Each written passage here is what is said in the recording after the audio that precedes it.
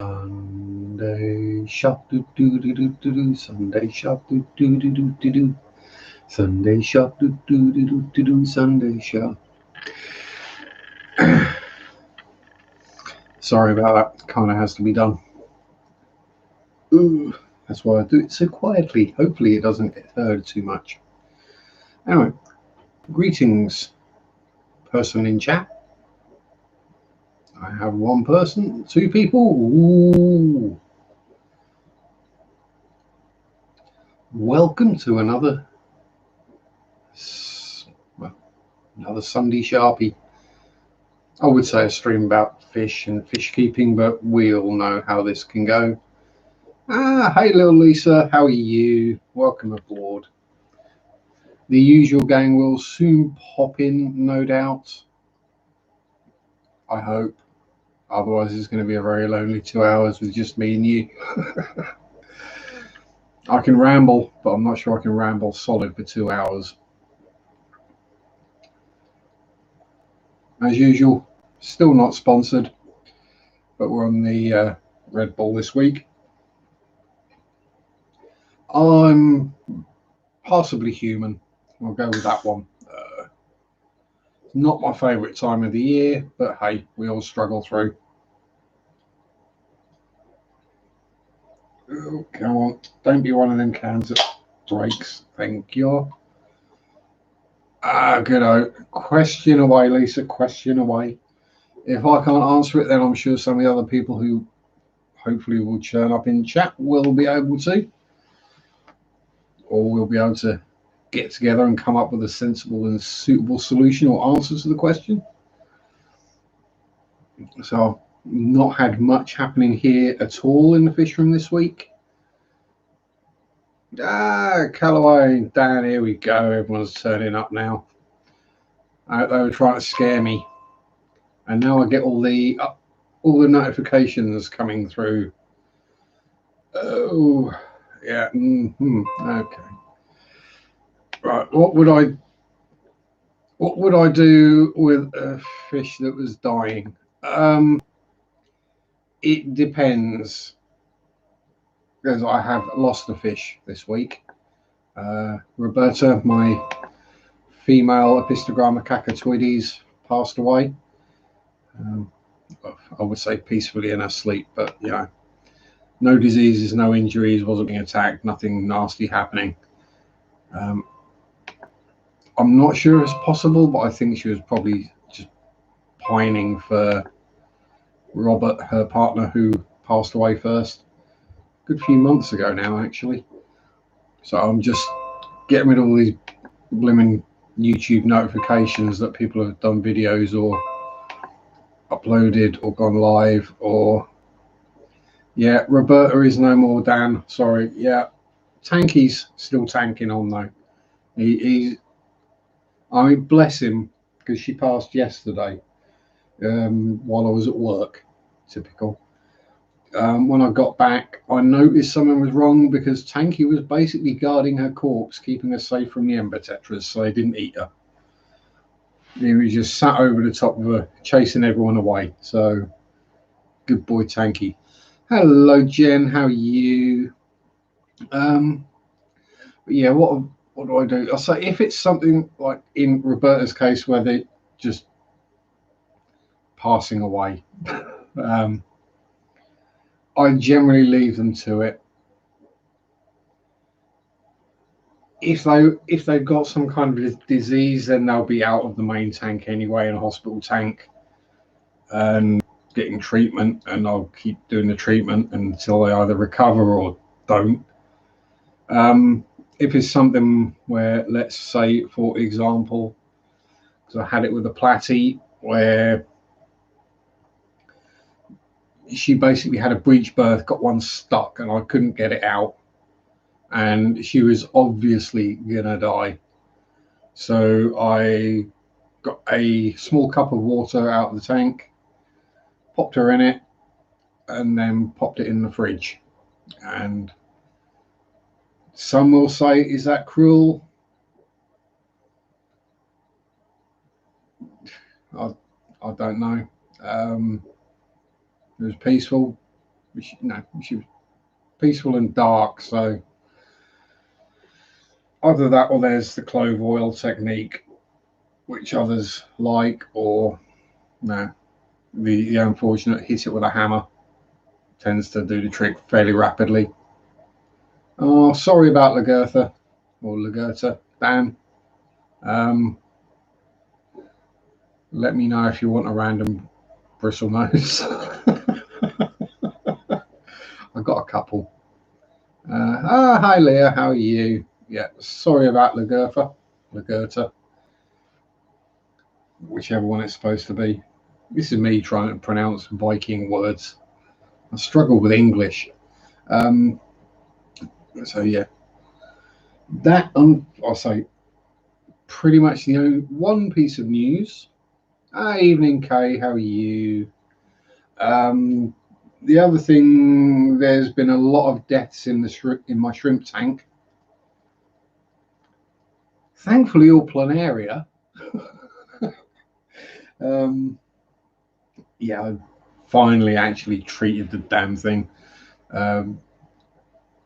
Fembendazoled it, and I'll put the first dose in on Monday, and since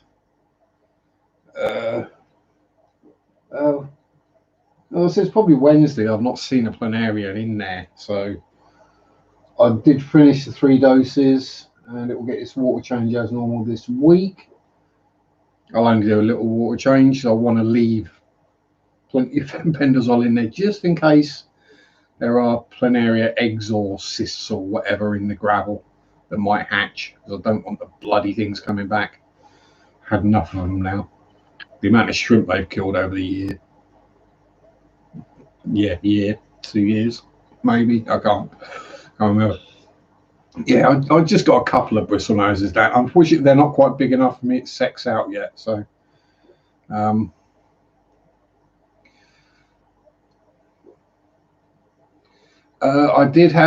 were 3 nerite snails in their cave. Now there is a nerite snail in each of these 3 tanks here. Yeah, I took those out, and thankfully, when I reset it in the first place to get rid of the planaria, I kind of got all the Malaysian trumpet snails out then as well, so that was it. I found a dead blue bolt that turned pink. Bacteria. If you just treat it for bacteria, I wouldn't think it was a bacteria.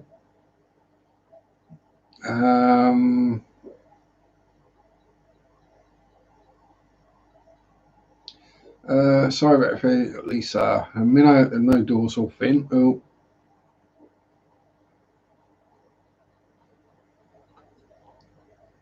Let me scroll up a bit. This shows how just absolutely inept I am. And also right at the bottom of the tank. Yeah, put them in the freezer. Yeah, they'll do the trick. Crappy bunch of 6 from Pets at Home on the curved spine. Yeah, well, don't worry about if they got a curved spine. I am the guy that basically bred S-shaped guppies. Massive spinal deformities, and they lasted longer than the ones with arrow straight spines and perfect finish. A lot of character in them as well. They were little fighters, I tell you. Sorry, itchy nose.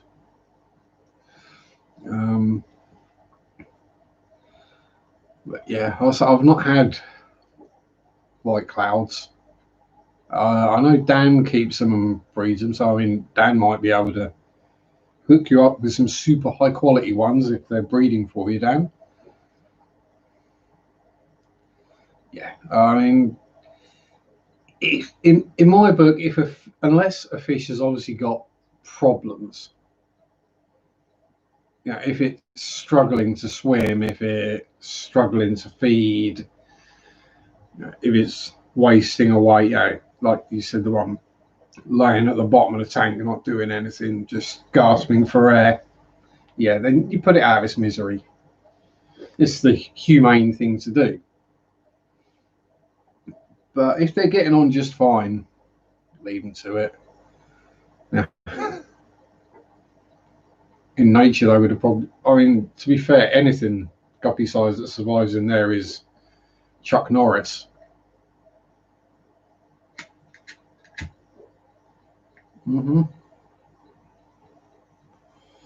Yeah, as Kay says, that can also happen if you take good care of them and straighten out. It might have just been at some point in its youth, while it was being transferred or caught, it bent its back or broke its back, or yeah. I've had guppies. I mean, I had one called Smiler because it looked like a smile swimming around the tank, and he straightened out just fine. Then he got eaten by Bashir.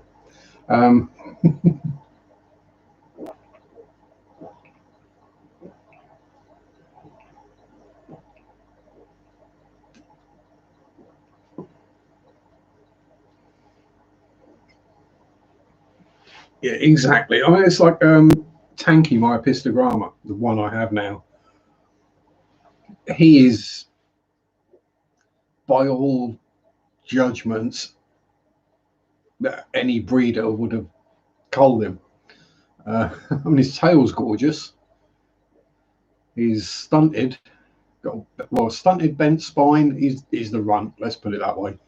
But he's a super happy little fishy that just gets on with everyone and has great fun tankying around.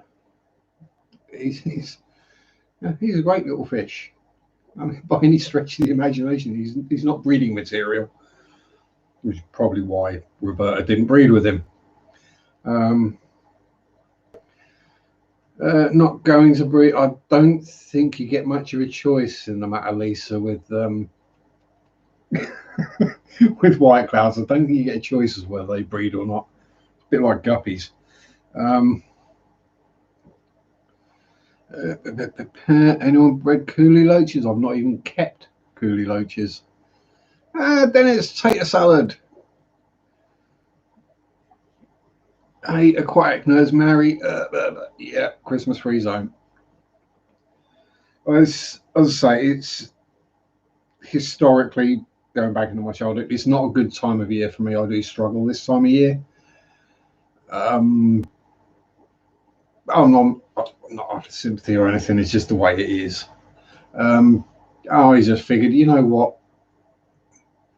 People are probably sick of the sight of flashing lights and gaudy baubles and decorations. Let's just have a stream without any of that. Let's get away from all that and the really bad songs. Oh, same here, Dan. Little piggies eat the eggs and I grab back once a week.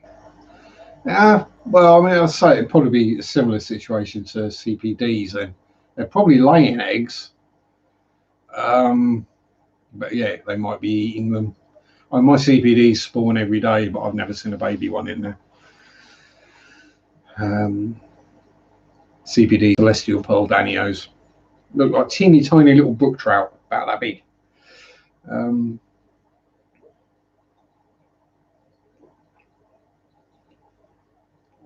Hey Ian, how you doing? Working on new scape for African cichlids. Yeah, I don't do scape for my African cichlids. I just put level sand in and the shell dwellers put it how they want it. They've decided they didn't like their mountain at the front of the tank, so they've moved that to the side. Filled in a couple of holes. Yeah. That's how I think the best line I heard was from, was it Gremlins? Yeah, it was Gremlins. Was it? Yeah. It was it was something along the lines of some people want to open presents, some people want to open veins. That pretty much sums up that period. I've been dominant male plants. I think yeah, Shelleys are very pretty. Live plants are easy. Just yeah, I say that. I mean, even just if you next time you're in pets at home, I know you probably hate them. Most people seem to. I've just got lucky. I've got a really good local pets at home. Um, just pick up one of the tubs of moss. Bloody got a nose hair that keeps. Um, yeah, if you just pick up one of the little tubs of moss they have, the taxiphyllum, I think they call it. This is only a few quid. And you end up with, if it'll actually, can I see? Can I? You end up with a chunk of moss like that after a couple of months. That's in my shrimp tank. And shell dwellers, because I know everyone loves the shellies. That way. There we go. So we've now got 4 generations in there. And you see a little teeny tiny eyeball with tail at the back. And there's some slightly larger ones, some larger ones, and then the adults.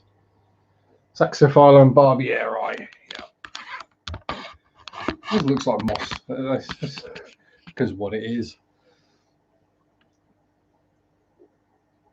Again, you see, Kay, I must just have a really good pets at home. That's all pets at home plants. Pretty much all my tanks are all the tropical plants from pets at home now. Yeah, might just be.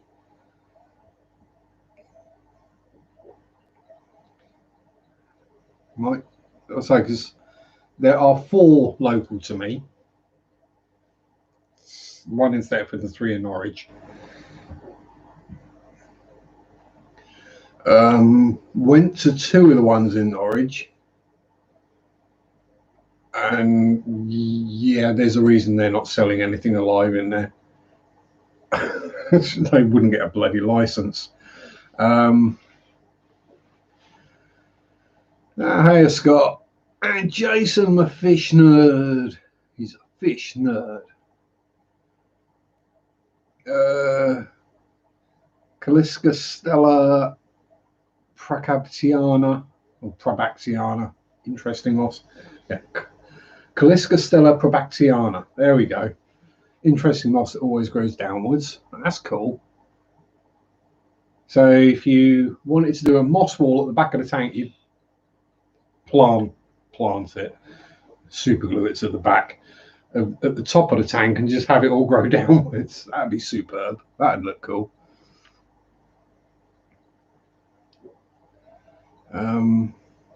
Yes. Yeah, so that's it. Yeah, we're in. Yeah, okay. If they're not selling many, they sit there for ages, they die, and then then people won't buy them because they look like crap. Whereas, let's say the Thetford one especially is well run. Okay, yeah, you get the occasional dead fish, but I don't judge a fish shop because there's the occasional odd dead fish in a tank. It's going to happen, right? You start keeping a couple of few thousand fish, you're going to get a few deaths every day.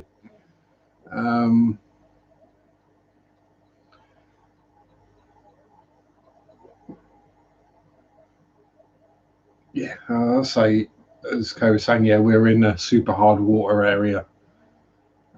If we leave a faucet or a tap dripping, we get stalactites and stalagmites growing out of the tap. You know, it's yeah, there's that much calcium in our water. It's amazing I managed to break so many bones, really. Things are snoozeville right now. Yeah, I suppose. Yeah, you probably got to that point, Jason, where everyone's bought all the stuff they're going to buy for Christmas. But now you're just waiting for New Year when people have. Oh, got tanks for Christmas and they're wanting to put fish in them. That's my thinking anyway. That's probably what I'll be doing. So I've not heard back from Maidenhead yet about my Plex and dual cichlids. I'll probably hear that the Plex are doing fine, but the dual cichlids killed everything else. 2 boxes of fish stuck in transit for 7 days. Ooh. Yeah, so you don't want to end up massively overstocked on things. But yeah, as I say, stuck in transit for 6 days, and people worry about keeping them in the bag on the way home from the shop for an hour. The problem comes when you open the bag.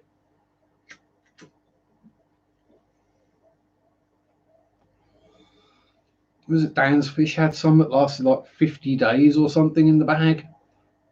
The box got lost in the mail and then got returned to him eventually.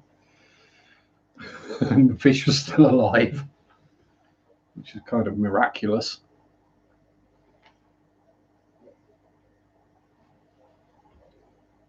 Yeah, so I think the longer the fish are in the bag,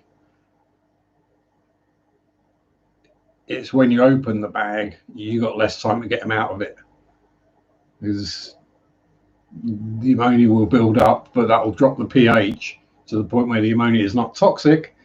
Then you open it up, the air gets to it, and it suddenly becomes radioactive sludge, basically. And yeah, so the longer they're in the bag, the quicker you got to get them out of it.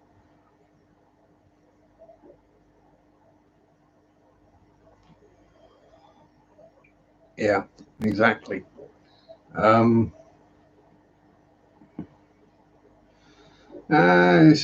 It's shopping time for the Soxy lady again. Hello. When do we get a tour of your rack? No, after what I said to Marit last week, I'm not going to go there, Leah. But if you want to have a look at the rack,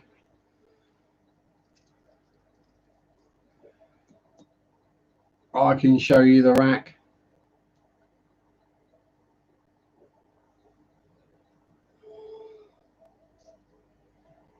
Come on, the joke is there about I'll show you my rack. Yeah. But after asking Marit if her fingers were fishy last week, I think I'm going to leave that one. Right.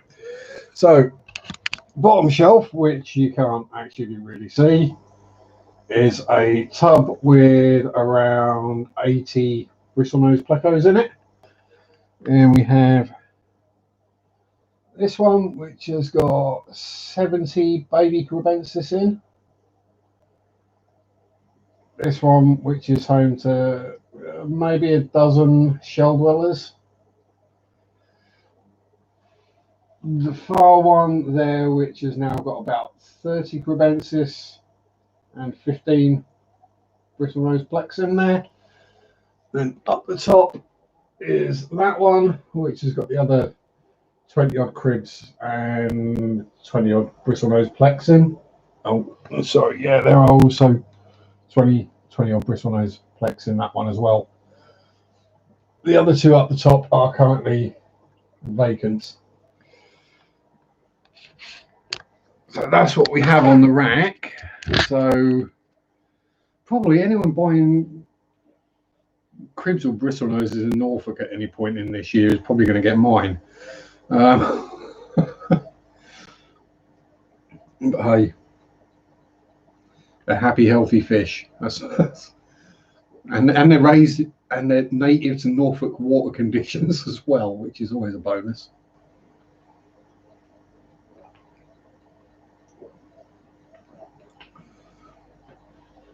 It is exciting, Lisa. The problem is I'm likely to get another spawn of cribs or something before I get to clear any of them out.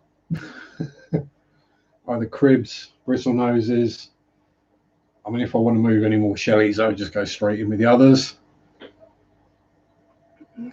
Trying to get these guys to they've spawned once and let the eggs almost instantly. But if I can get the electric blue Acaras to breed, that will be the one that makes the money. I know they only come out. They come out, what is it, 50% blue Acara and 50% electric blue Acara? But hey, I reckon if I can get Acaras breeding, then I'm doing quite well. Especially with a Bashir in the tank. Well, Spazzy boy in there somewhere, wherever he's hiding. Yeah, and you donked your head earlier, didn't you? You got all excited about food. Yes, you did. And you swam straight into the log, you silly fish. Very pretty fishies, the electric blue Acaras. We'll do the old, put the ciggy down again. Get the camera out. And excuse the filthy glass. Oh, look at that. Hello, here I am. And considering they're big, chunky cichlids, they are the biggest wusses on the planet.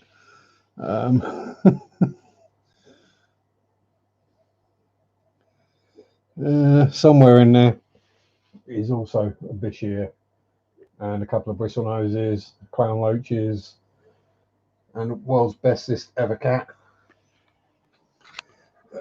I'm sure someone will shout at me and let me know if Spaz starts swimming around behind me. He normally tends to swim in my ear and out the other side again, proving that there's nothing in the middle.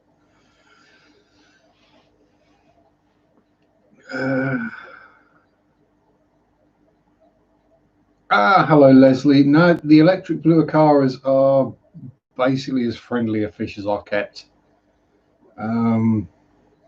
Chris, I see you. How are you doing, my one of my American buddies? Yeah, no, electric blue Acara. I mean, Chris knows. Chris keeps them as well. They're like the wussiest cichlid out there.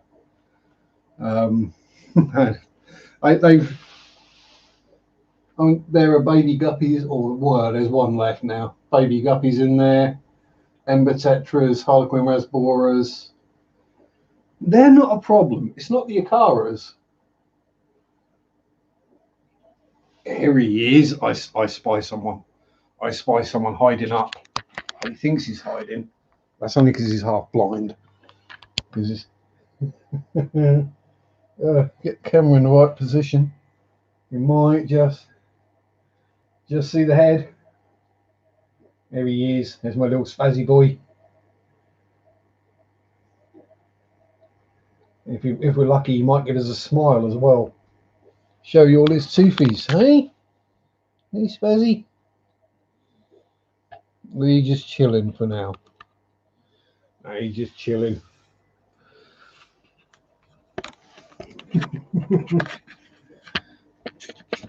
Yeah. Oh. So yeah.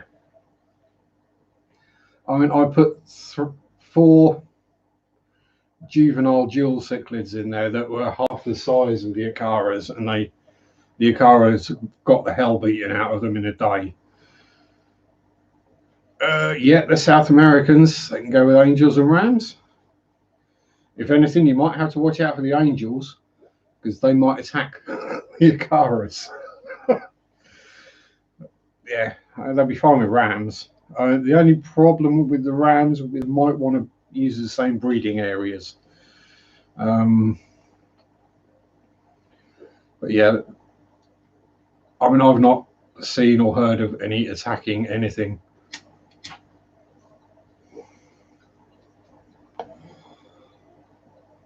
I mean, other than when they're sorting out a nesting site, because then they'll get very angry with a leaf that gets in their way. And they will fight with that leaf to get it out of their way. And Shawny Shelly Sean.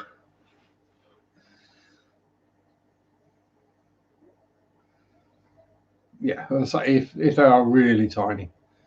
Can you keep them in a 46 bow front? That's a 50. Yeah, I think. Actually, you were talking about this earlier, weren't you, Chris? Did you say? Was it something like a 29? Got Meleagris this week. Cool. I know that's not actually a disease, even though it sounds like. Monroe this afternoon with the Cub Scouts. Dan, that's not good, Dan. No. up in the hills. Oh, no.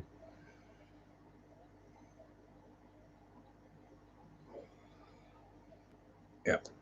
I seem to remember you saying that, Chris. I was kind of in lurk mode as it was Mary's birthday this week, so there was presents and cake and snuggles time. Yeah, 29 for a pair. Yeah, they'd be absolutely fine in a 29 or 20. I reckon you'd probably get away with nothing else in there. 20 be just okay. Although I'm not the person to listen to about tank sizes because I breed cribs and bristle noses in the same 15 gallon. Well, I say I breed, they just do it. I put the fish in there and they multiply. It just seems to be what happens. Bred a pistos in a 10, so.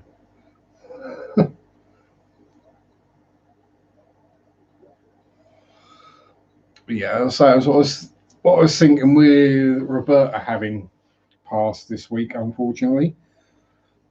I don't think I don't think Tanky is going to be appealing to another female Apisto if his mum didn't like him. So I'm thinking another pair of Apistos of some description, either more Cacatoides or McMaster or whatever happens to be available for there. I'm still thinking perhaps some Golden Wonder Panchaks in here. I'm all right, Leslie. You can be angry with me. I'm like a continent and a large ocean away, so I'm safe.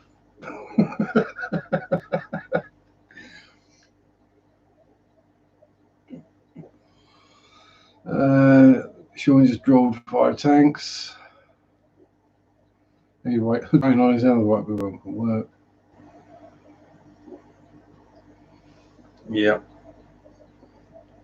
Actually, I assume you guys do get sticky back plastic in the States, as we call it over here. It's probably called something else over there, but it's basically a roll of plastic sheet which is sticky on one side.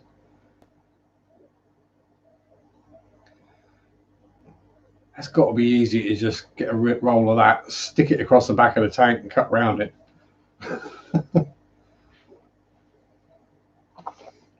He's got the same problem as you want a larger tank. Yeah, my problem is I've basically run out of room. Yeah, kind of like double-sided tape, Chris, but just the whole thing is sticky, single-sided plastic.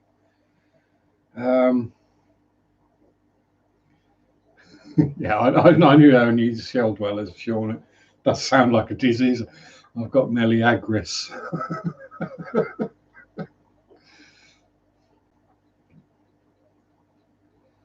Yeah. And the reason most people refer to them as Shelleys is because no one wants to type out the full name. I mean, Neolamprologus is bad enough, but if you've got Maltese, geez.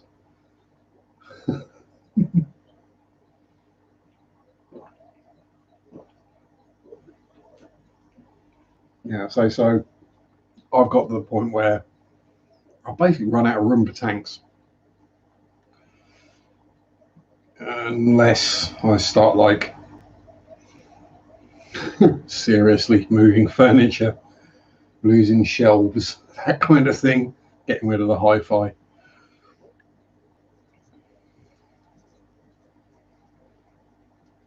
Yeah, 500-gallon Shelley tank, that would be awesome. That would be awesome, Chris. You see, my auto carrot, it turns lockdown into lick down every single time.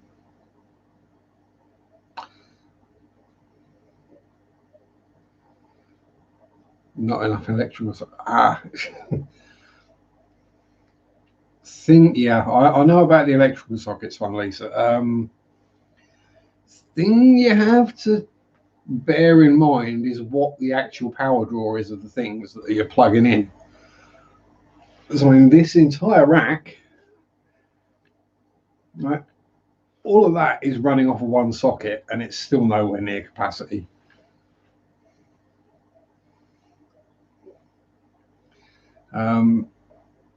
Those LED lights are drawing milliamps. Right? So you've got in the UK, you've got 13 amps to play with. Let's call it 12 to be on the safe side.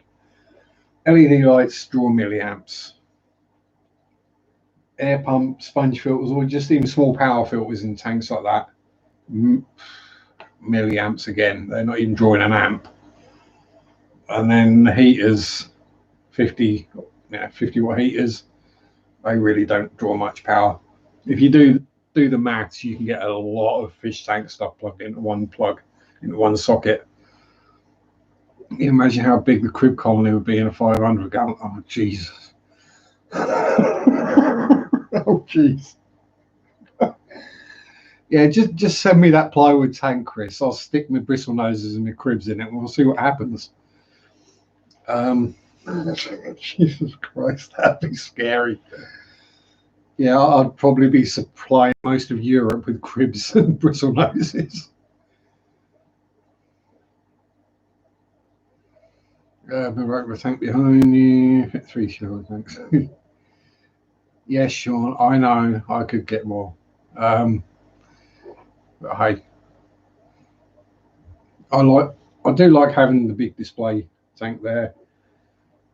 If I was going to get another sizable tank, it would be a Fluval Mega Flex or the 32 gallon Flex. That's about it. But then I'm not even sure what I'd put in it.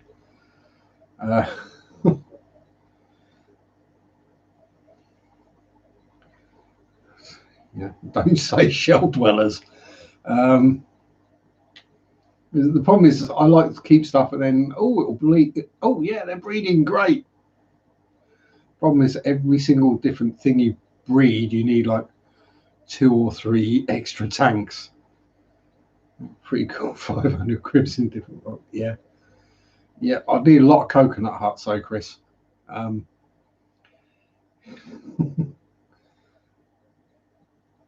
Yeah, I've got what? Actually, no. All I would have to do, Chris, is just put that black tub of mine inside the 500, and then it would just. Because that's where the crib wormhole is. So it would just fill itself with cribs. Seriously, that tank has been emptied 3 times. I mean, filters out, cleaned out, heater out. What bits of scape there are in there is like a couple of bits of wood and a coconut hut. Out. Tank emptied. Refilled. Stuff put back in. Short while later, there's another bloody crib in there. Like, where? How? Me and Dan were meant to be going halves on a Mega Flex. Yeah. Opportunistic shell dwellers in the Mega Flex. Yeah. I'll say this is because I enjoy breeding fish, and then you do get the problem of, oh crap, what am I going to do with them now? Yeah, there you go, Lisa. Getting the knock you up a nice stand out of some 2x4s. Yeah, got 3 tanks just for Severin breeding. Yeah, exactly. I've currently got bristle noses in 5, cribs in 3. Yeah. I say Severin's a gorgeous fish, and I'd love them, but I couldn't necessarily have a big enough tank. And if they did start breeding, then I'd be really screwed.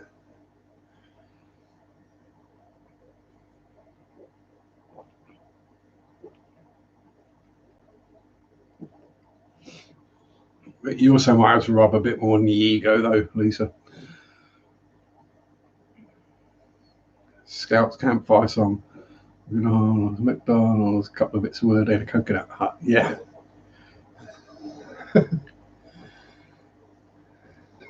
That's all you need.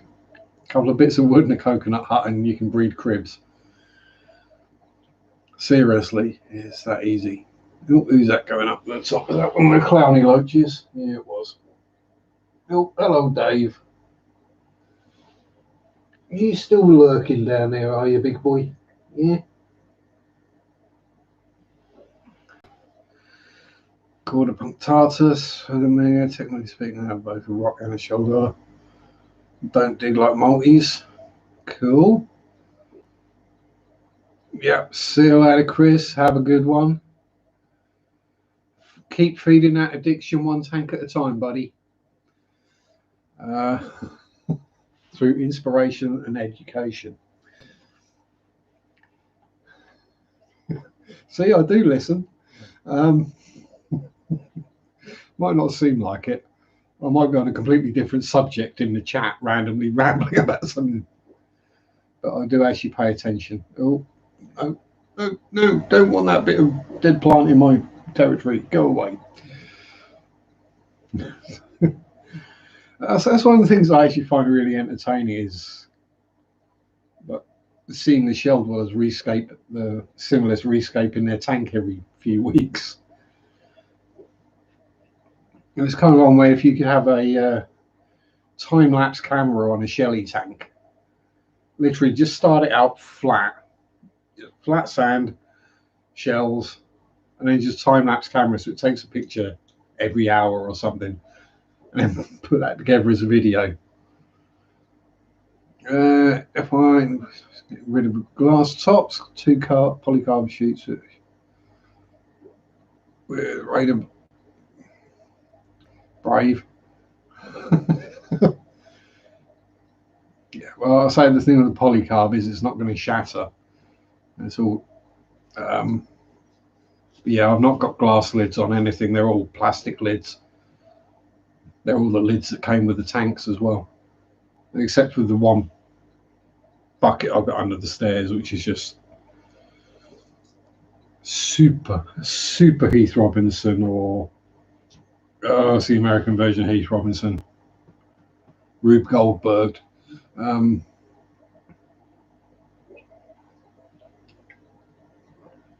Oh yeah, Shellys are awesome.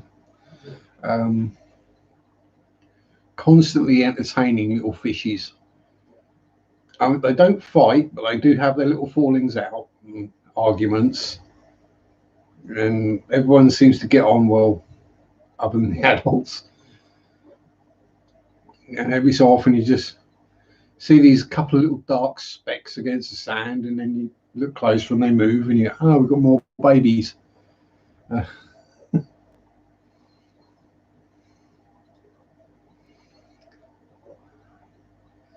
It's polycarb, Sean. Simple. Score it and snap it. Yeah, you don't cut through, score it, and pink. Pretty much the same way you cut glass. And you definitely want sandpaper to sand the edge of that, because that'll be sharper than glass. Oh, pardon me. Trust me, I know about sharp.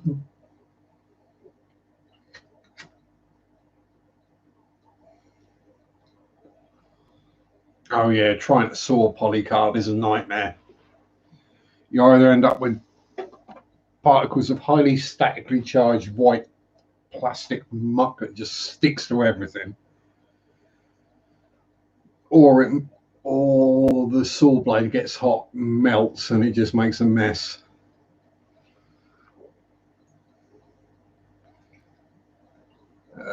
It's the mad mower, Tampa Tom. You know, I feed my rainbow fish guppy fry, and I feed my guppies rainbow fry.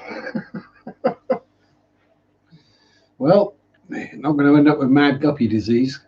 As we all know, if you constantly keep feeding an animal its own kind, then they do develop weird illnesses.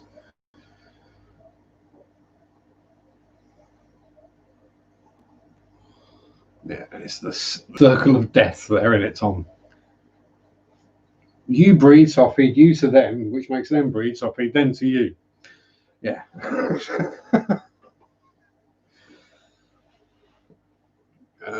Make the lid open from the end instead of the side. Yep, that sounds a damn good idea to me, Leslie.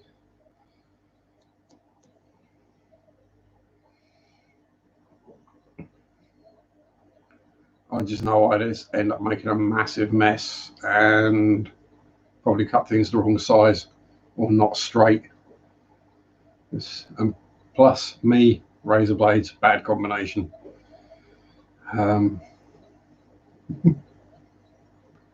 Heck, even though I use oh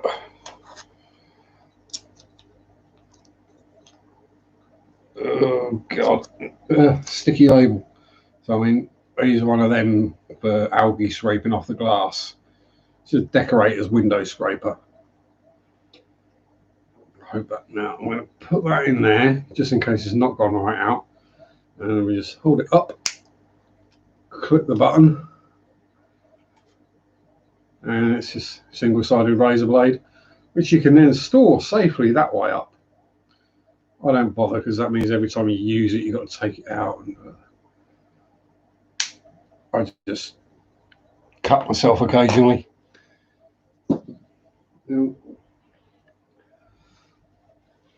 Probably a bit more flexible. Yeah, I'm good with small scale stuff. Big scale stuff is where I have the trouble.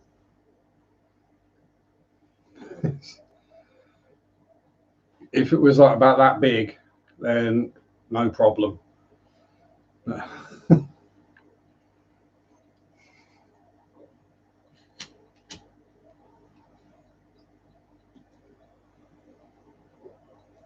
Then I would just take a Dremel to it. Just cut it with the cutting wheel on the Dremel, or use one of the razor saws.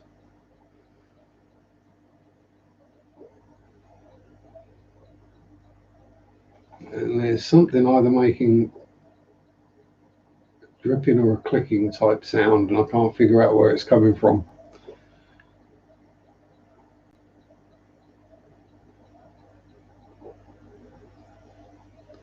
Probably the bristle nose tub.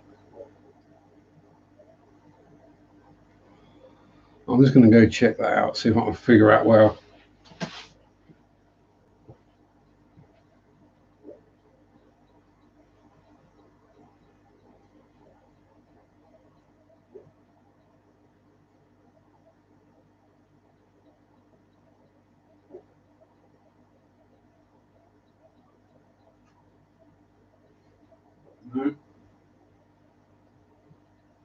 What do you know? As soon as you go and investigate where you can hear a noise coming from, you can't hear the noise anymore.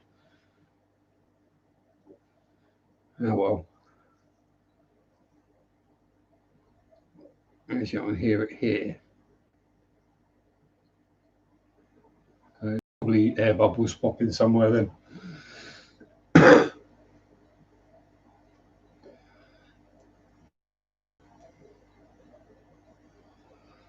Actually, that reminds me, I really should get back up in the man cave and do a bit more painting. But it's been blooming cold here of late, and there's no heating in the man cave. Well, there is, I just don't turn it on.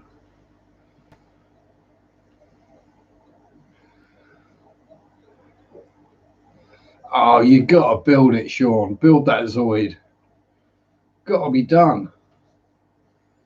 Even if it is purely to upset someone who would prefer that they were kept in a box and saved and treasured. I love doing that. Get hold of a rare aura.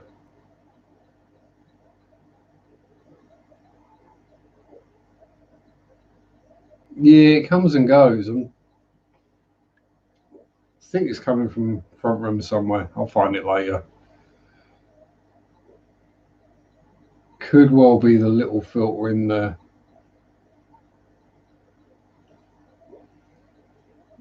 Nah, there's nothing leaking. Dash and sort the dog pups up and pick up the house for this week. Thank you very much for showing up, Lisa. Have a good week and stay safe. And give the puppers a fuss for me. Lots of belly rubs and head scratches.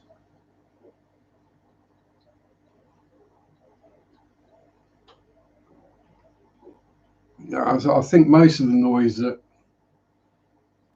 you can probably hear is the air pump in these tanks. It's kind of like a clicking sound in the background somewhere, but I'll find it. I've heard it before, and it's actually been a battery that was leaking in something. No, it's not Monster.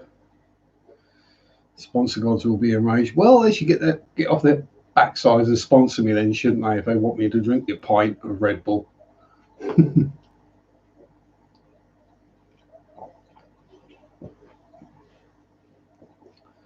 Or a small dose if you're a Sharpie. Yeah,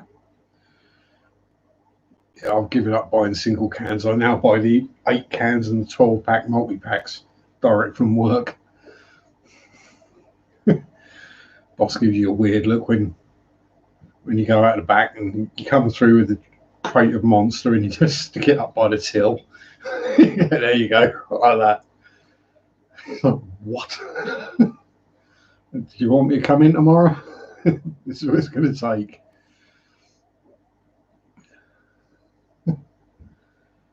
Yeah. Yes, hello, Bubby Shelleys. I know. You're hunting for food again. Shall we feed the shell dwellers? Shall we? Oh, you chase the human fry to bed, then I'll feed the shellies.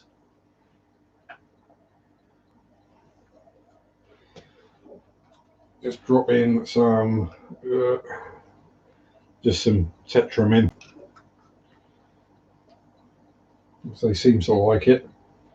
And it has slightly larger chunks, which the adults then eat. As soon as it starts to sink, and they'll all go completely nuts. Trust me. They'll be zooming about the tank like little nutcases. Going, yay, food! Here it comes. Here we go. Shelly feeding time. I know you want to see this, Sean.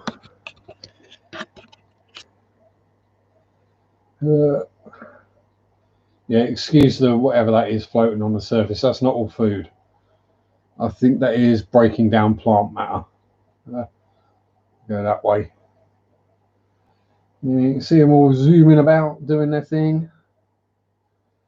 I'll stay a fair way away from them so they don't just go and run and hide. But hey, they're far nicer to look at than I am, so you know. There's just a few in there.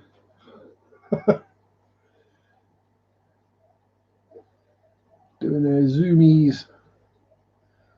You think I hadn't fed them for days, wouldn't you? Looking at them. Go a bit higher so we can catch more of the little ones. There we are.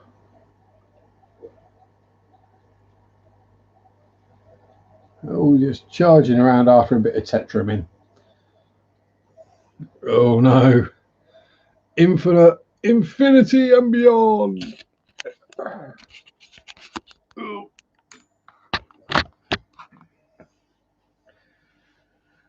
And Logitech C90 camera. When it works, awesome. When it decides it's going to focus at a random distance, not so awesome. Oh, wind. Definitely not good. Especially when you consider all I've eaten today is a piece of chocolate cake. Yeah, they're all. Yeah, I mean, they're usually all over the place, Sean. They're not all hiding up in the shells there. It's just constant zoomies around the tank most of the day. It's obviously as soon as I walk around the corner, they'll disappear back down at the bottom. But give them a minute or two, and they're back up again, zooming about, having fun.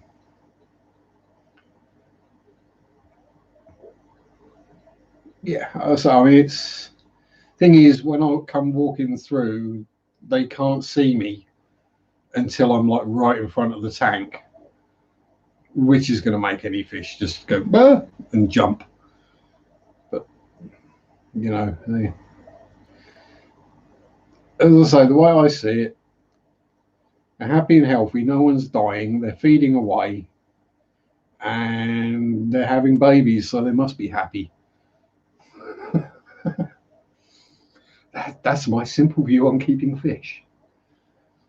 If they look happy and healthy, and they're behaving like happy and healthy fish, and they're feeding away, and they're doing normal things, and they're having babies, they're fine. You ain't got to worry about them. Although they will get their water changed this week, and I will clear that decaying salvinia up off the surface because it's bugging me more than anything.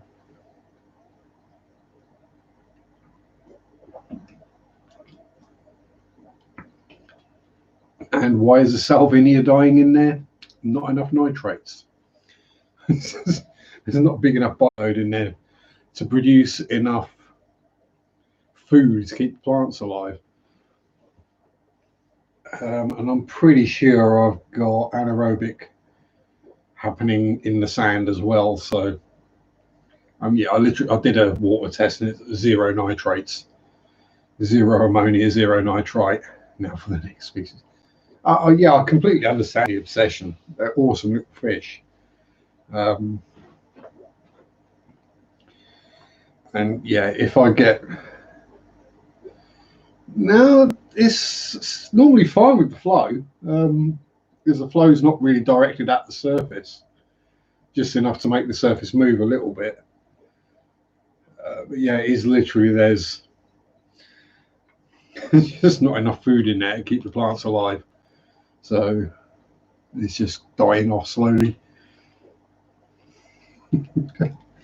Hey, I mean, it's not like I've got the light turned down in there either.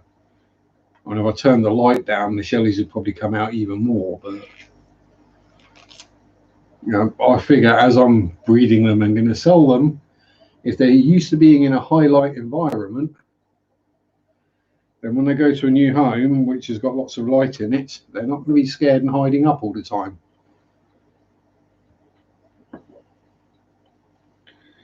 But yeah.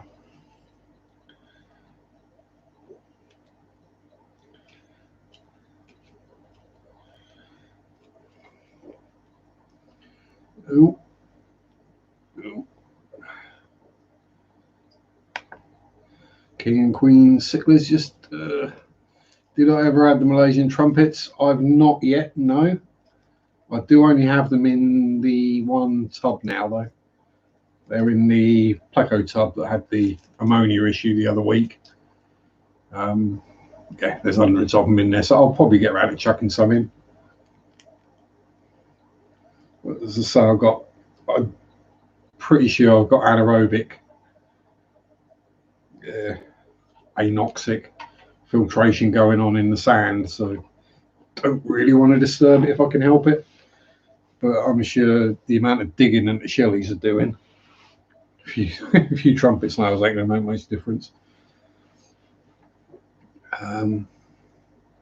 Yeah, just to, I know it's just so you can see, just so I can see them being carried around like little trumpets. As yeah, the clown loaches have killed all of the Malaysian trumpets in there. I don't see any of them anymore on the glass. It is literally just graveyard of shells on the bottom.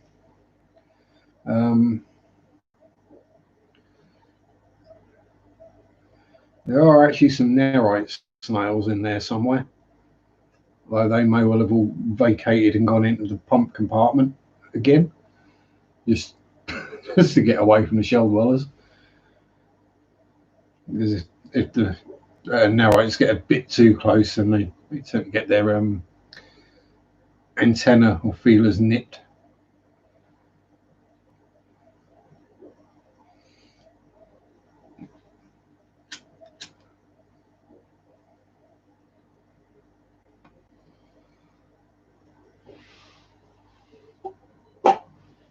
Yeah. So as for another species, I think about the only other one I've seen for sale regularly is Brevis. So yeah, we shall see. But then if I did go with a Megaflex, that should, in theory, be big enough to house, oh, house some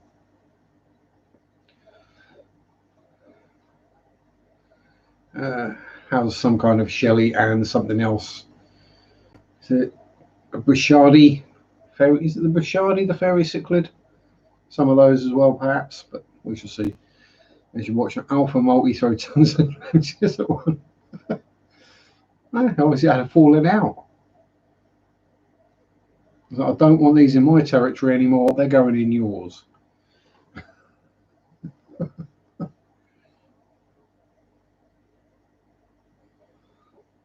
yeah, I've been sat in the armchair and literally heard them throwing pieces of lava rock at each other. And you come over and you peek your head around the corner and it's just spitting chunks of lava rock at each other. It is quite amusing. Yes, I know. And I know you got toothy pegs. You don't have to keep showing me. Yes. I know you got your vampire fangs. You're too scared to try and bite me, aren't you? Hey? I think about the only fish I've got that's gonna try and bite me when I try and catch him will be Spaz. Happy Sunday, Crystal. How are you? Hope all is well. Yeah, big, just old dino boy down there. I reckon he'll probably try and give me a bite when I try and catch him, but it's a question of what. Probably gonna have to put him in a bin bag when it comes time to move. Strange, never seen that before. Yeah, they're always up to something, Sean.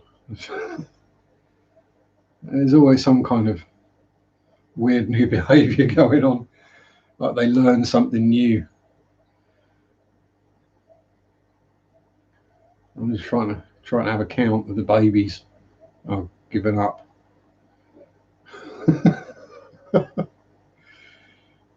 There's at least 30 or 40 baby Shelleys in there. Half a dozen juveniles. Oh well. When did I get them, Sean? Yeah, I know. Was it summertime I got them? Late was it August? July, August? Gold ocellatus.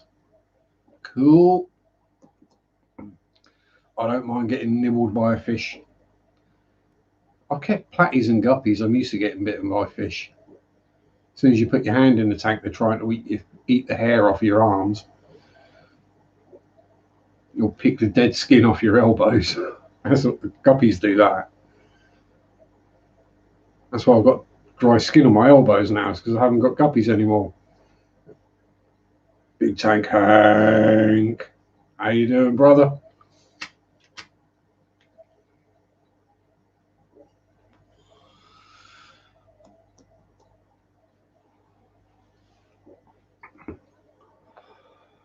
And Aaron's here as well. Cool deal. We got the full gang in tonight.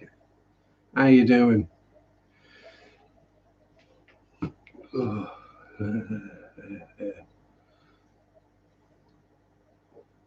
Yeah, Wookie Arms have got plenty of hair algae to munch on, definitely.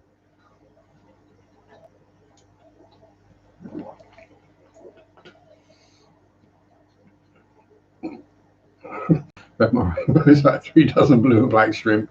Don't look like took any out. Yeah, unfortunately, I've been feeding shrimp to a planaria for quite a while, but now it looks like I have got rid of all the planaria, so fingers crossed for a thriving shrimp colony for once. That's in a shrimp tank, not in a tank with things that should eat them.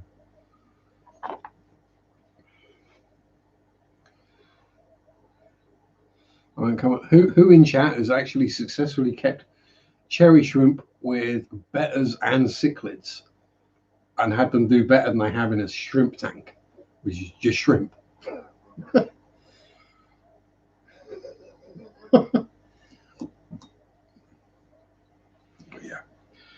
Yeah, it's actually kind of scary the speed that planaria will kill off a shrimp colony.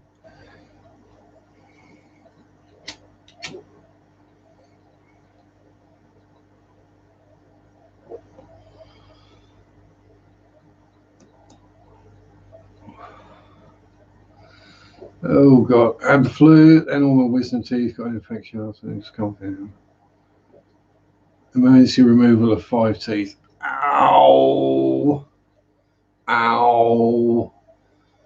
Yeah, you're going to want that done after Christmas. You're going to be, I'll say you're going to be in agony, but you're probably in agony with them already. Yeah, when I had wisdom tooth out, geez, that hurt. That hurt for quite a while. Thing is, it didn't hurt beforehand. It was just the dentist decided it needed to come out. I'm not why it doesn't hurt.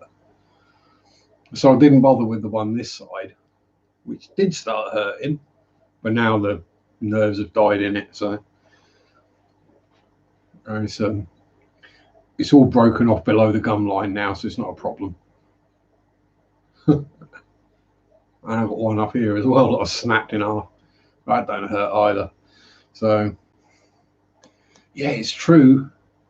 Brits do have bad teeth, especially ones like me that don't go to the dentist.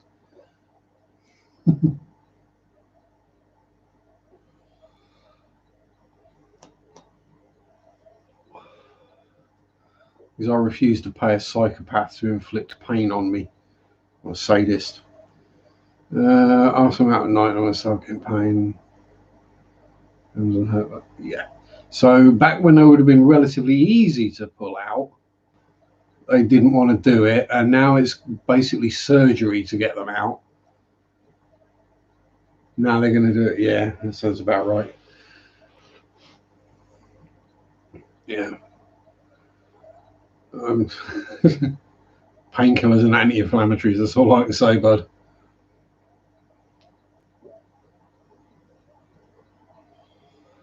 And plenty of blue cheese as well. Yeah, plenty of blue cheese. Just not before bedtime, trust me. Research group, yeah. Can't believe that Karahan Tepe is even older than Göbekli Tepe. Cool. You're a private dentist with NHS payments. Ah, rightio.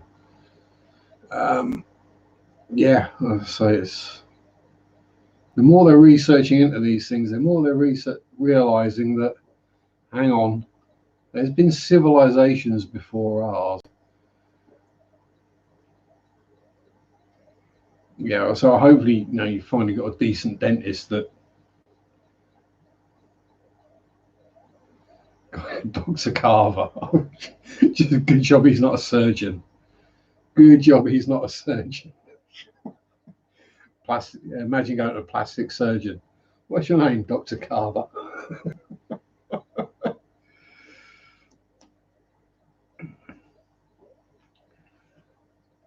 Dr. Frank N. Stein would probably be worse. If my surname was Stein, I would have to have a son, call him Frank, and give him a middle name like Nigel. So the name would be Frankenstein. It had to be done. There's just no way you could avoid it.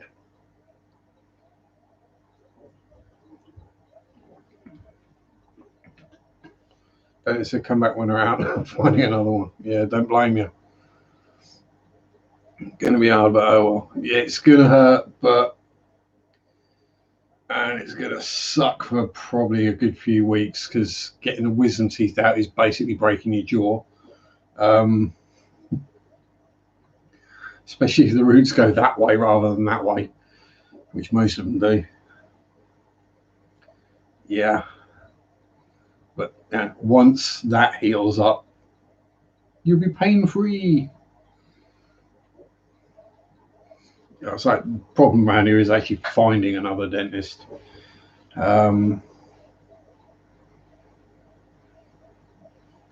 yeah, exactly, Kay. In my book, it should be fully in the NHS. Um, yeah, Labour sold it. Yeah, because it's one of those things you need, but it's like the one thing missing from the health service that you have to pay for is your teeth. And when I went, so if you try and get this wisdom tooth pulled, they're like, well, no, we won't see you as an NHS patient because you haven't been for 5 years. Well, why not? Because you haven't been for 5 years. Yeah, I've not had a problem with my teeth. I've not had any breakages or holes or anything that needed working on. If I'm not ill, I don't go to the doctor. Yeah. Uh, um, yeah, they did it under Brown Aaron, but that was all Tory Blyer's plans and everything. He jumped out before it came in. Biggie, how you doing, Biggie? Good to see you, my friend. Long time no see. But yeah, that and these old things, you have to pay for these. I mean, you can go full NHS, but nobody wants the NHS frames anymore. Let's be honest, they're ugly. And these aren't exactly great, but and I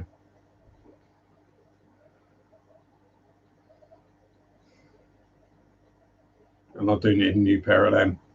And no, they aren't tinted. They just need cleaning because I smoke out of that side of my mouth, so that one gets a yellow tint to it.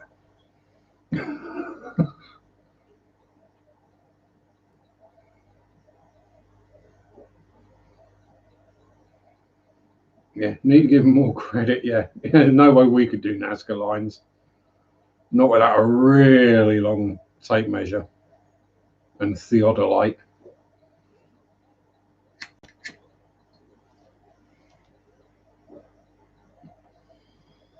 Good eye.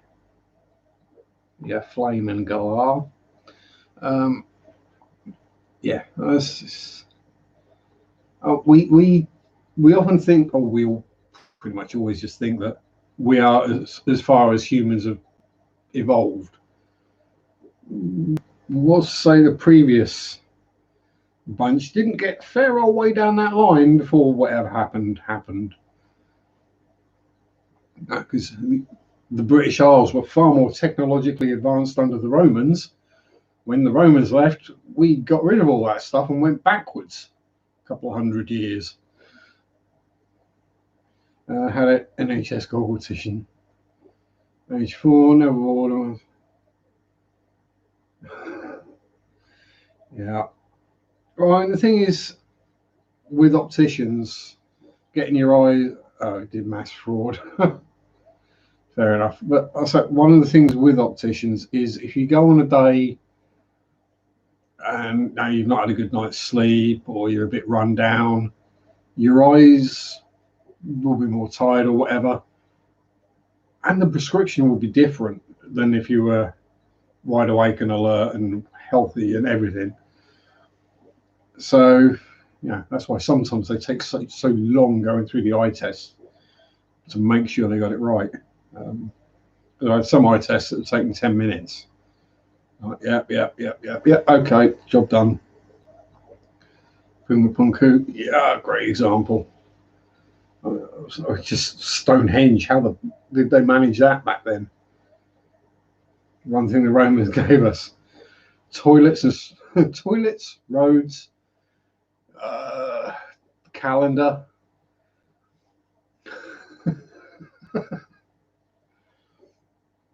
Latin. I mean, can you imagine trying to pronounce fish names in Gaelic?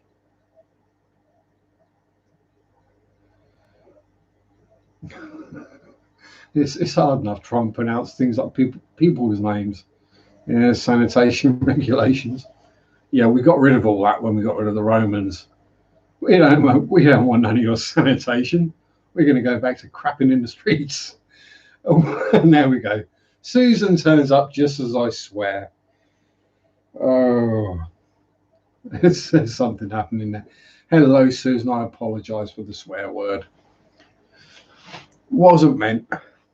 But fish fan mum or mom, as it were. If we were American, if I were American, concrete aqueducts. Yes, but concrete wasn't invented back then. It was lime mortar they were using. I just dodged it. It was just the minor C word.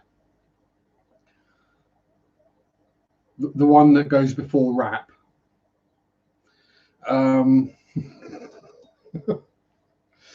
So, yeah. And I was actually talking about sanitation at the time, so correct usage of the term as well. Yeah, wash my mouth out. Mama's here. Yeah, fish fan mum.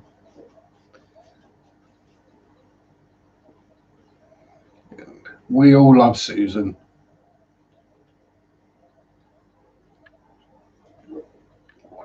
Because Susan loves all of us. Big hug.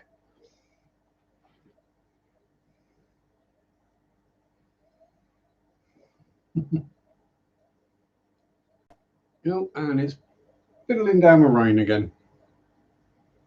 Oh, thank you very much, Susan. We love you all. We all love you back.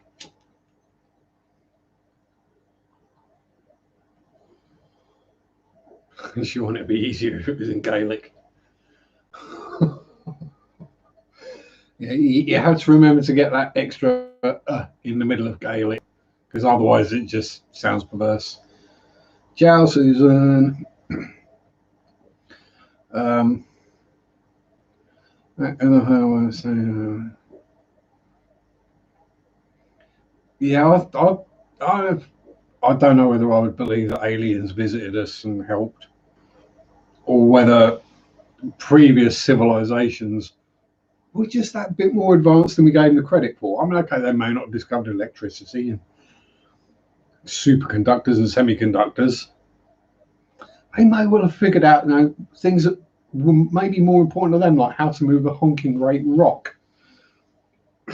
And what he's just got really good at using levers and rollers.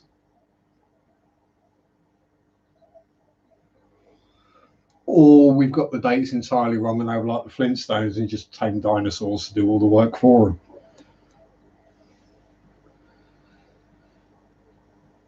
Yeah, previously they also worshipped the skies. Yes. Yeah. Who's to say? Who's to know? Massive calendar they made. Yeah.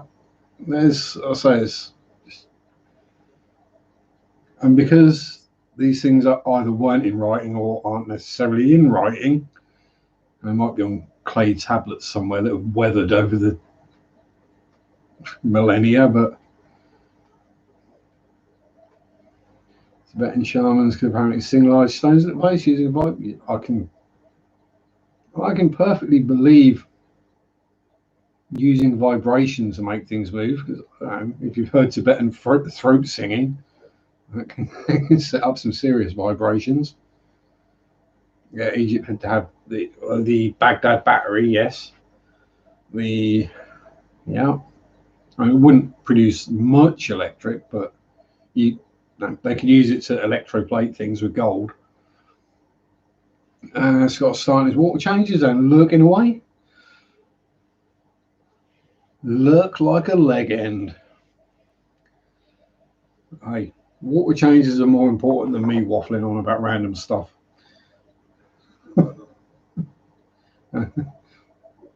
The health of your fishies is more important than me. Yeah, yeah. It doesn't have to be that high voltage if you apply it to the right part of the human anatomy. Get people talking. Says a guy who's peed on an electric fence.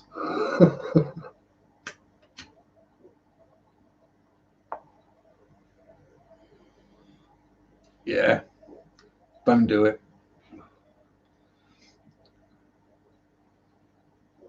I mean, it's funny because I did it once. It was like, yeah, that hurts. I can take it. And then my mates were like, oh no, there's an electric fence. A couple of weeks later, I was like, yeah, no, that's fine, that's safe. No. I'm like, yeah, look, I peed on this electric fence. And they're like, oh, cool, that must mean it's off. And it wasn't.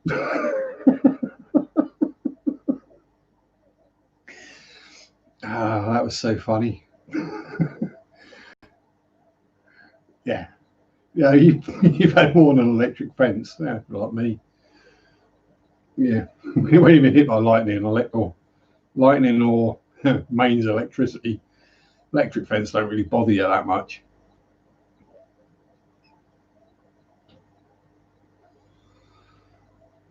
Well, I will say the supply for a neon light, that you don't want to go near one of them. That really does have a good belt to it. Gemini meteor shower, yeah. Not that we're going to see it. It's absolutely honking down with rain here at the moment. Damn it. I missed it all again.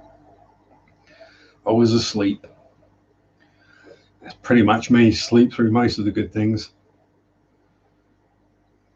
Jupiter and Saturn, yes. They're calling it the Christmas star, despite it being planets and being on the 21st, which to me would make it a solstice star, if anything.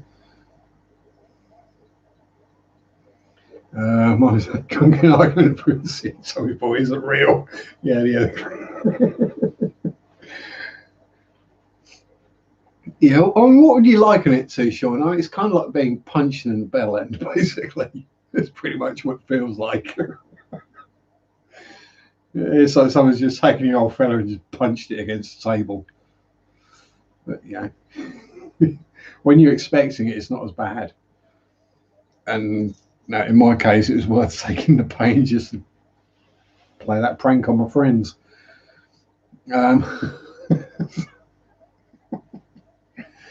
Oh, I'm evil. Is it wrong that you're willing to take that level of pain just to inflict it on your friends? Yeah, punch from the inside. Yeah. Yeah, there's not really a feeling quite like it. Mythbusters favourite head wrong.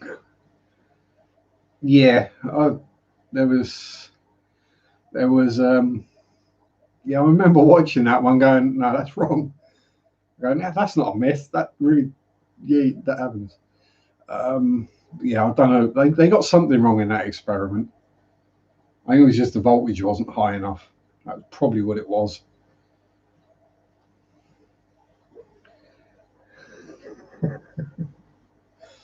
Oh, I do not want to know where a woman would feel the electric shock from being on an electric fence. Oh dear. Oh, that's not going to be a good experience. Oh, I can just imagine.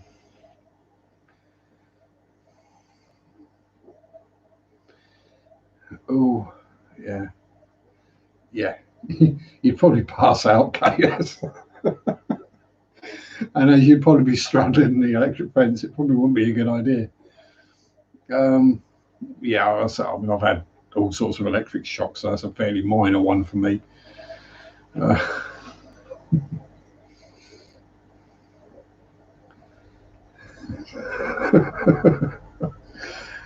Yeah. Enough to stop a cow running away. Yeah, that's a minor electric shock for me.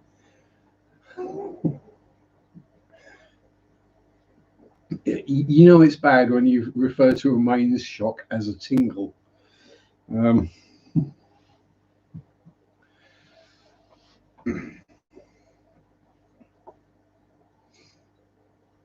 Although saying that, I had a friend at college who managed to burn out the nerve in his forefinger from an electric shock. Oh dear. It was we made voltage doubler relay systems. This is how the post office used to boost the power back when the post office did the telephones.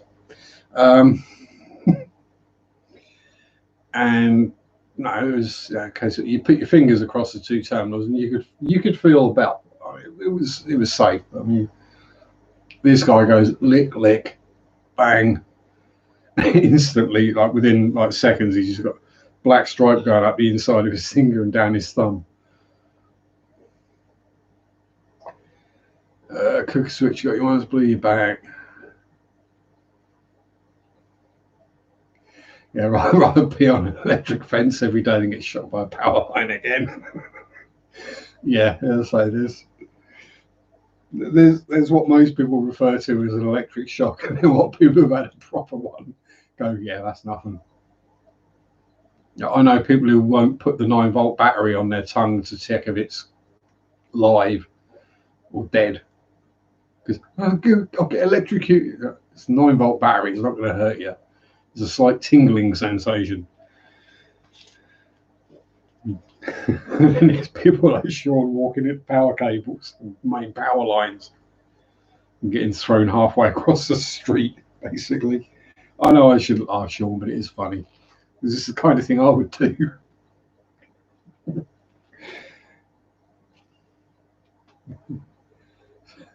Now, when someone asks me, is that live? And I go, yeah. I'm that kind of person. I'm not the person who'll get the voltmeter out and check these things. I just put my hand on it and see what happens. I take it everyone in here is familiar with Electro Boom from YouTube. That guy is hilarious. I mean, he knows exactly what he's doing, so he's in no danger of actually hurting himself, but it is funny.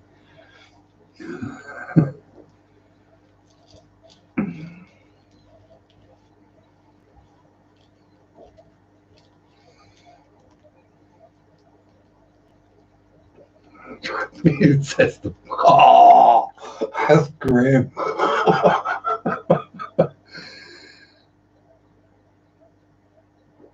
Irishman killed him for electric. Yeah, the thing is, Sean, if I saw that on the news, I'd know exactly who it was straight away. But oh, bloody hell, Sean, what you got done now? But hey, you learned an important lesson though, didn't you? You stay well away from high voltage power cables now. You treat it with a bit more respect. Now, this is one of those things where you've never had an electric shock. Yeah. What are you guys doing now, Shellies? Are you just throwing sand about just for the sheer hell of it because it's fun? Yeah. Yeah, I'll say. When you add that to the being hit by lightning, I mean, not to the extent that Alex got hit by lightning. I didn't get like direct zap. It was like about 30 feet away from me. Hey, Mr. Kayla, Lord Bobson, Arkmeister himself. How the devil are you, sir? Wonderful to see you.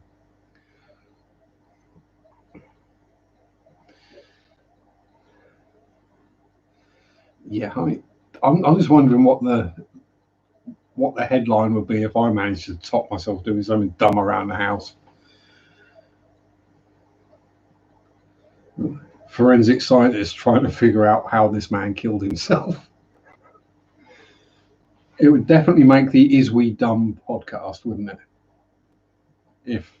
If people aren't familiar, it's Bad Magic Productions do Time Suck, Is We Dumb, and Scared to Death.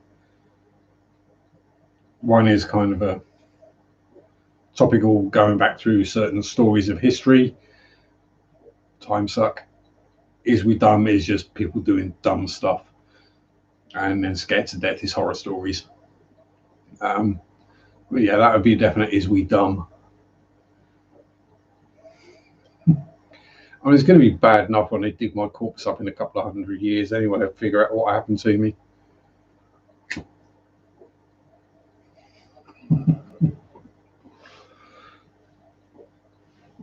making fun of when I almost died this year. Yeah, 2020, what a year, eh, Sean?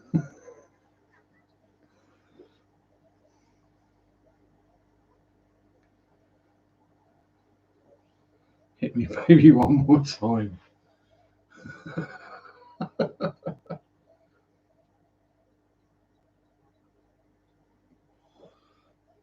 And I'm not going to sing Britney Spears.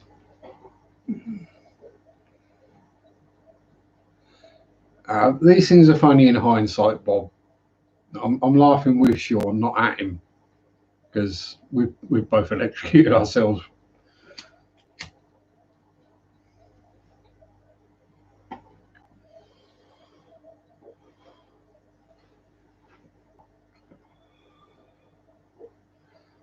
Yeah, these things are brown alert straight away, then scary for a couple of weeks.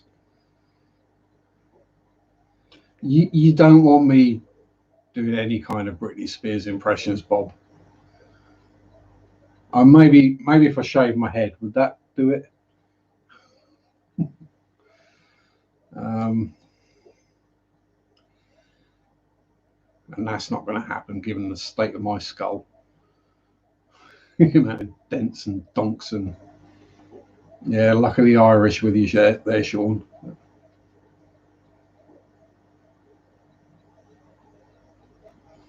At least you didn't pee on it.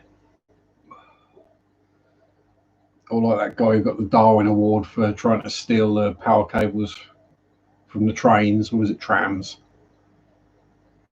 Gets on, uh, gets on top of the the actual train carriage, and just reaches up with a pair of bolt cutters to cut the power cable. Yeah, literally all they found was a pair of smoking boots on the roof of the train. Yeah. Looked at the model, still not in the mood. That's it, Aaron. If you're not in the mood to do it, don't make yourself do it, because it would just kill the mojo even more. That's why I say it's taken me a couple of months, and I'm still nowhere near finishing that Space Marine off. And the base colours are all down, but well, most of. And then I found that my yellow paint had gone manky, so I chucked one pot of yellow out, and then I tried doing it with ink, and that didn't really work well. So I'm just going to have to man up and thin down some Citadel yellow paint that's about 25 years old, and try and get that to spray through the airbrush. That's going to be fun, isn't it, Aaron?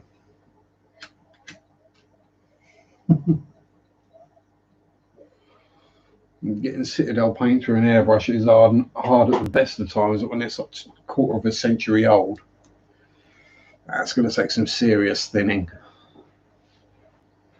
and a serious deep clean of the airbrush to get it to go through. Um,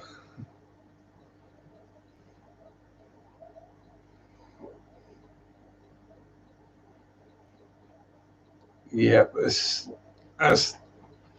the problem I have, Bob. Is I'm very good at procrastinating, finding something else to do, even if it is just have a nap. Um, I'll say if you brush painting, Aaron, is superb, and the washes or the shades, as it were, just awesome. Every modeler should have a pot of Nuln oil in their rack. It's just useful for everything. Um, and, and the metallic paints are second to none. So, it's like all the paints and products, they all have their specific uses. Just don't tell Games Workshop that you can thin their paints with lacquer thinner. They really don't like that.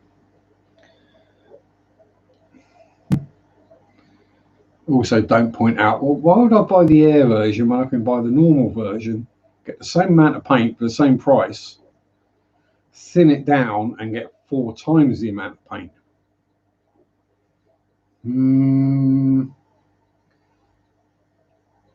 So I do a lot more brush painting than you do anyway, Aaron. So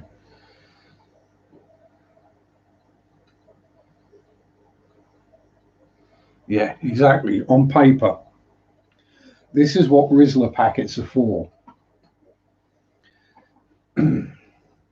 My lists go on a Rizzler packet. I think pretty much everything like that. Yeah. Is it going to snow? Oh, snowy Bob. Except the rebel. Yeah, don't try thinning rebels with or Vallejo. Anything with polyurethane in it, don't put it anywhere near lacquer thinner.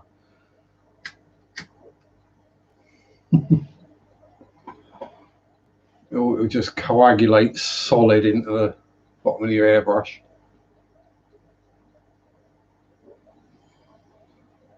And I've learned that the hard way.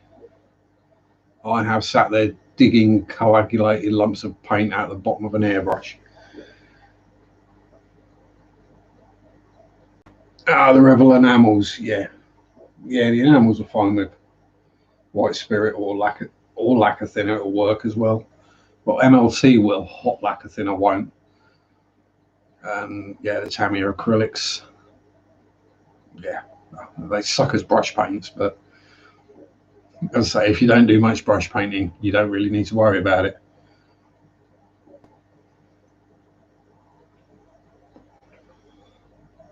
Have I got any? I think no, I've not got any figures close at hand, but yeah, that and a few inks, pots of black, burnt umber, and raw sienna. Yeah, I mean they're expensive, but they're damn good paints. Just go for the base or layer. They'll both be pretty thick and gloopy compared to what you're used to, but they go on well, cover well, don't get loads of brush marks in them.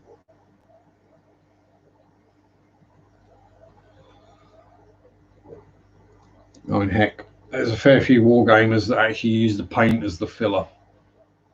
They don't bother filling the seams, they just put more paint on.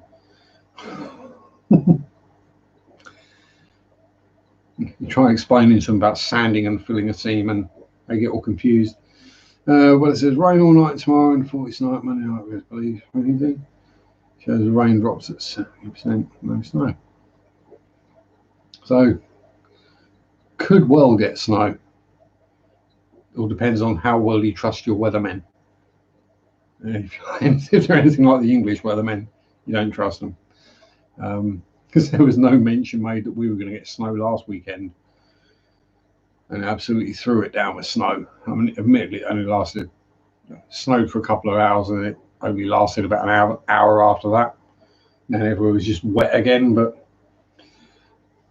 if it had done that earlier this week, we would have been screwed. Yeah. Actually, that gives me an idea for a modelling type video, Aaron. Go through my paints and explain what I use them for. Use Molotov Chrome. Plats. Yeah, I've not built any Plats kits. Yeah, just sort of go through the various different kinds of paints I have and explain what I use them for and why. Bob's 3 hours away. That's right. Yeah. Especially if the weather comes from Bob's direction, your direction. It's good to know what weather Bob's having. Chase the rest of the human fry to bed. Night rest of human fry. Have fun, behave, and sleep tight. Yeah. I mean, it's one of those, like with me and Kay, if the weather's coming from across the North Sea, I might, say we're expecting snow like the beast from the east we had a few years back. No, I'd probably stay in touch with Kay. Is it here yet? Didn't pay the preacher when it didn't rain. A coin flip, but yeah, it's still pretty much a coin flip these days. And bear in mind, I'm in a country where the most respected weatherman in 1987 said, "There will not be a hurricane.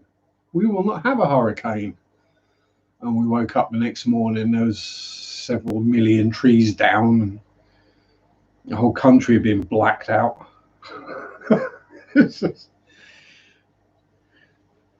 What? Yeah, so we had a hurricane then, right? Okay. He said technically it wasn't a hurricane; it was a storm, but it was a massive one. Yeah, it came across country. I think it was coming your way, as it were. So we didn't get as much as they did in like Suffolk and Cambridgeshire. So it was dying off. So it probably dumped it all on Attleborough and then carried on. Just as rain, because it was raining beforehand, then it started snowing, then it rained again.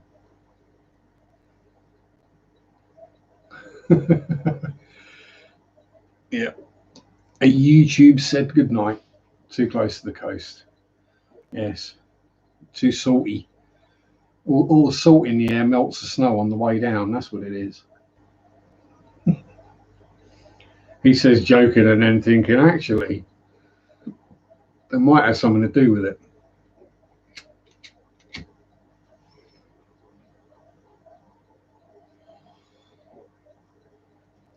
Yeah.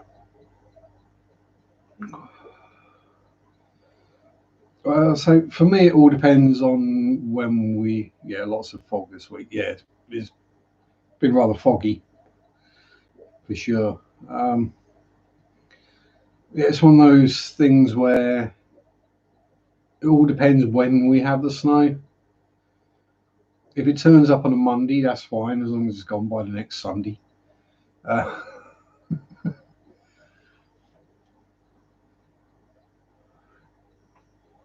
and considering the amount of snow there would have to be for me to get a snow day off work, it's never going to happen. It'd have to be waist deep overnight. Just suddenly there's like 3 feet of snow. I think then I might be able to get away with not going to work. Well, I'd probably still wade in and write my name in the snow out the back of the shop to say I was there.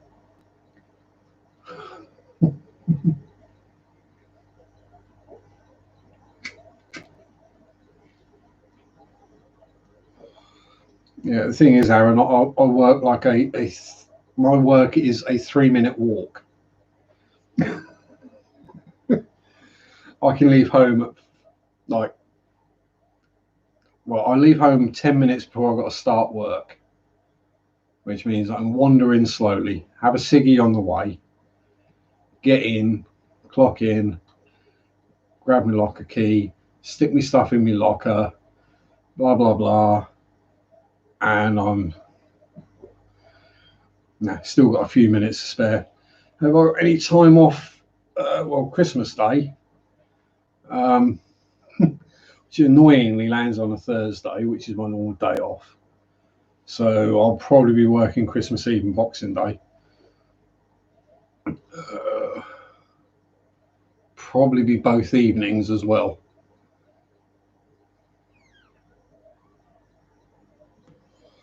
But we shall see. It doesn't bother me.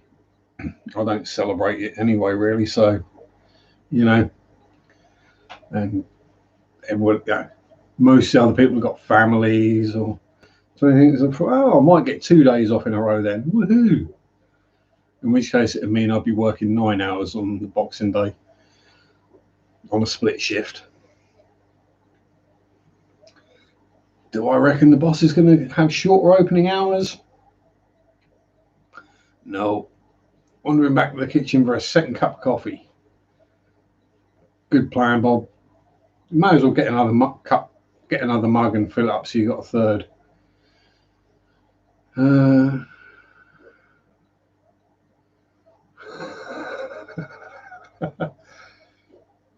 Friday is the 225th. Wow. They really are dragging out 2020, aren't they? Yeah, so I'll find out this Friday what my hours will be for Christmas week. That's when I'll find out. Or Saturday, depends if the hours get posted in the WhatsApp group. If the rota doesn't go in the WhatsApp group, then it'll be the Saturday. Well, maybe the Friday night when I go in, if I remember to look. But it doesn't really make much difference to me. Last year, apparently, it was said that if you worked Christmas Eve and Boxing Day, you got New Year's Eve and New Year's Day off. But again, I don't celebrate that either.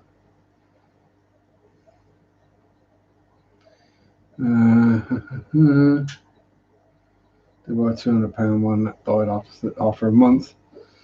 Oh, dang! So this is why I'll always just buy cheap computer peripherals. They do the same job.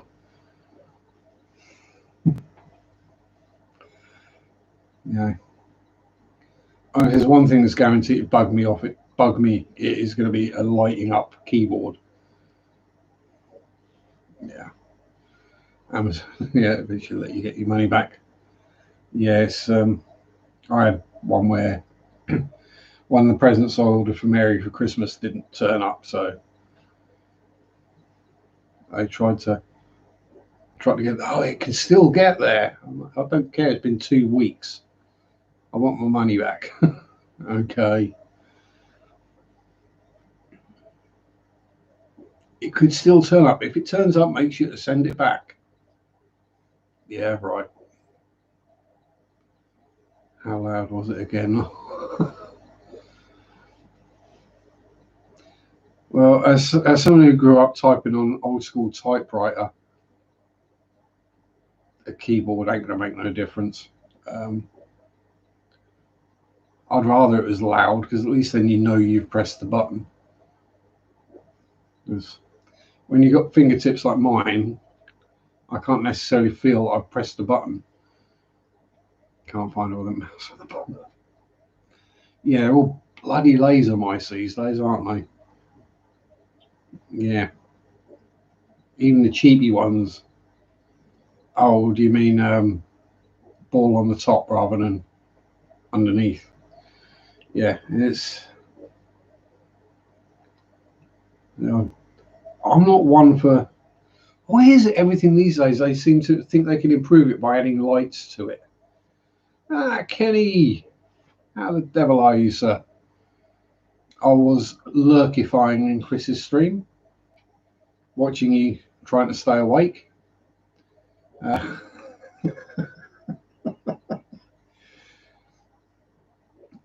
and Mary loves your big pleco, by the way. Classified to assigned seats.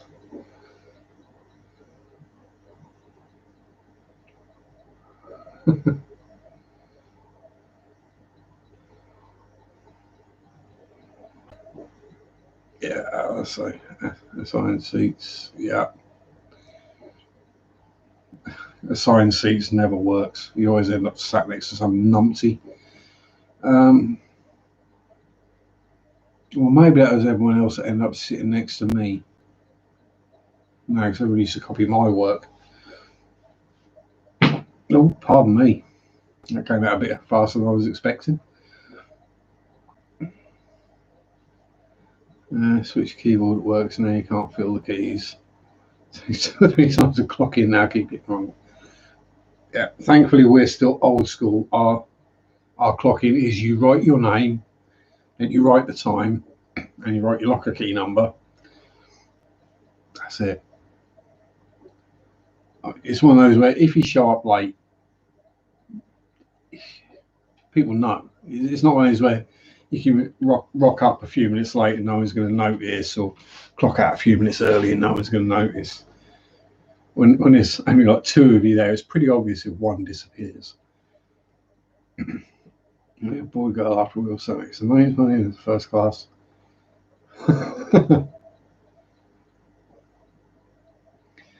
Yeah. Yeah.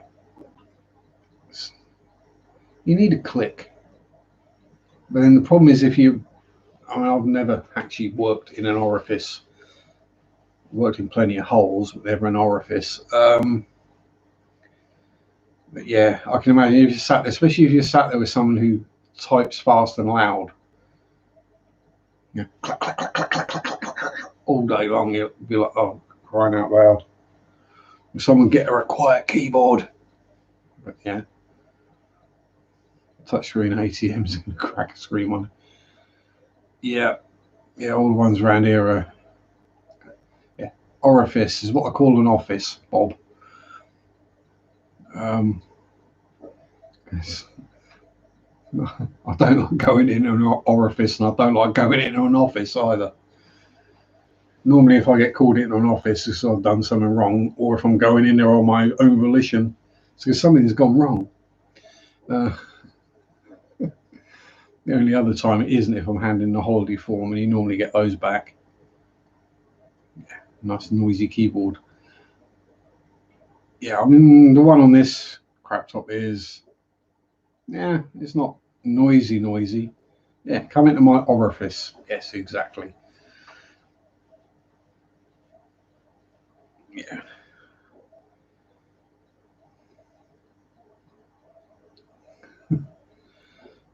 Do both clock in then, right? Oh, jeez.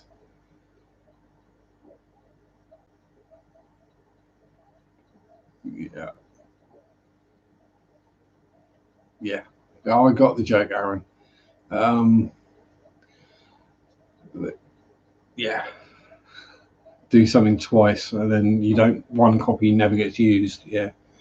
Although technically, I think the written version is one. If there's, obviously, I don't know about US law, but in the UK, if there's a fire or a fire drill, someone has to be able to have access to the list of who's supposed to be in and who's not, so that when you all go piling outside for the fire drill, they can run a roll call to check everyone's out and no one's burning to death or still sat on the toilet going off at fuck's sake, I'm trying to have a dump here. Because let's be honest, we all know someone who's rushed off to the toilet and then someone set off the fire alarm about 2 minutes later. Not me, actually. I didn't do it. Don't let the fire marshal die because of you. You will be charged. Yeah. Scarily enough, I was qualified. Am qualified fire marshal. I have to use them. I have to mute the phone at the time of the patient's record while talking. Busted when they reviewed calls. Oh no.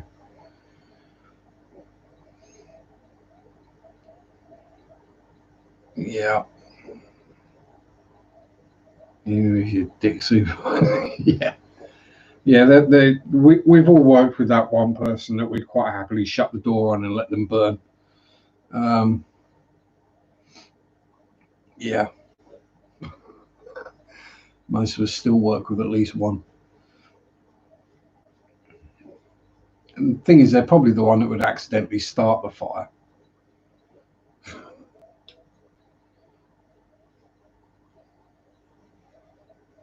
And then everyone would get banned from carrying things like lighters because they were going, look, I got a lighter. Yeah, we all know those kind of people.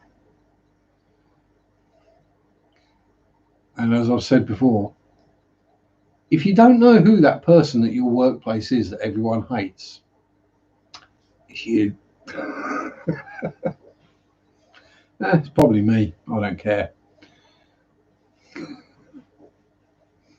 I'm pretty sure it's not. Should replace the mechanical keyboard one day. Yeah, exactly. Sometimes cheap and nasty just lasts for years. Yeah. Posh and expensive tends to go wrong more regularly. There's normally more to go wrong with it. The cheap one doesn't go wrong because there's nothing to go wrong. It's usually what happens anyway, in my experience. Oh, big yawning hippo. I'm not gonna. Yeah, I'm not gonna. Yeah, joke about something like a yawning hippo. Thank you very much, Rob, for the rather cool and awesome super sticker. You see, the £20 mouse and keyboard set would be my primary. One thing I bought Margos that lasted. Well, hey, my modelling chair is still that 15 quid office chair I bought from Argos 6-7 years ago. And there are people who've had really, really expensive ones, you know, a couple of hundred, 300, 400 pound gaming chairs that developed annoying squeaks after a couple of weeks or collapsed after a couple of months. Got banned from carrying a pocket knife at work for dangerous reasons. The company feels a pocket knife could make you feel more brave. I suppose technically it could make you feel more brave. The problem is they're expecting that you give a poo if you get robbed. Not you're just going to go, yeah, fair enough. There you go. There's the till. There's the register. Empty it. I don't care. In UK, that is actually the thing. It's like if someone is trying to rob you, you let them take the money.